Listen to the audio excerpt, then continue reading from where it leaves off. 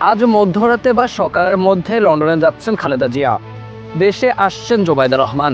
সব ঠিকঠাক থাকলে আজ মধ্যরাত কিংবা আগামীকাল সকালের মধ্যেই খালেদা জিয়াকে চিকিৎসার জন্য এয়ার অ্যাম্বুলেন্সে লন্ডনে নিয়ে যাওয়া হবে, জানিয়েছেন তার ব্যক্তিগত চিকিৎসক ডাক্তার AZM জাহিদ হাসান। বর্তমান শারীরিক অবস্থার আলোকে যদি সব কিছু ঠিক থাকে, আমরা কাতার রয়্যাল এয়ার অ্যাম্বুলেন্সের মাধ্যমে দেশনেত্রী বেগম খালেদা জিয়াকে আজকে এর মধ্যরাত্রির পরে অথবা আগামীকালকের সকালের ভিতর ইনশাআল্লাহ আমরা ওনাকে ইউকেতে অর্থাৎ লন্ডনে ওনাকে একটা নির্ধারিত হসপিটাল আমরা ঠিক করেছি, সেখানে আমরা ইনশাআল্লাহ ওনাকে নিয়ে যাব। কাতার সরকারের দেওয়া এয়ার অ্যাম্বুলেন্সে করে তিনি যাত্রা করতে পারেন বলে জানা গেছে।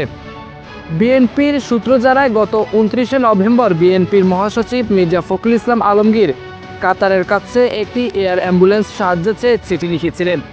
এর প্রত্যুত্তরে কাতার সরকার জানিয়েছে তারা বেগম জিয়ার জন্য এয়ার অ্যাম্বুলেন্স দিতে প্রস্তুত আছে। কাতারের পক্ষ থেকে এই বিষয়টি আনুষ্ঠানিকভাবে জানানো হয়েছে।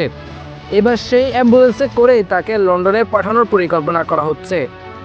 দীর্ঘদিন ধরে Begum Khaleda Zia arthritis, diabetes, kidney, ফুসফুস এবং চোখের সমস্যা সহ নানা জটিলতায় ভুগছেন। এই সমস্যাগুলোর কারণে গত 23শে নভেম্বর তাকে রাজধানীর এবারকেয়ার হাসপাতালে ভর্তি করা হয় এবং তিনি সেখানে ভর্তি আছেন। উন্নত চিকিৎসার জন্য তাকে লন্ডনে নিয়ে যাওয়া হবে।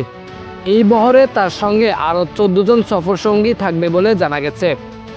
চলতি বছরের 7 জানুয়ারি একবার উন্নত চিকিৎসার জন্য যুক্তরাজ্যে গিয়েছিলেন খালেদা জিয়া।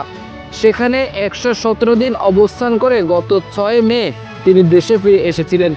এরপর থেকে নিয়মিত স্বাস্থ্য পরীক্ষার জন্য তাকে হাসপাতালে নেওয়া হতো।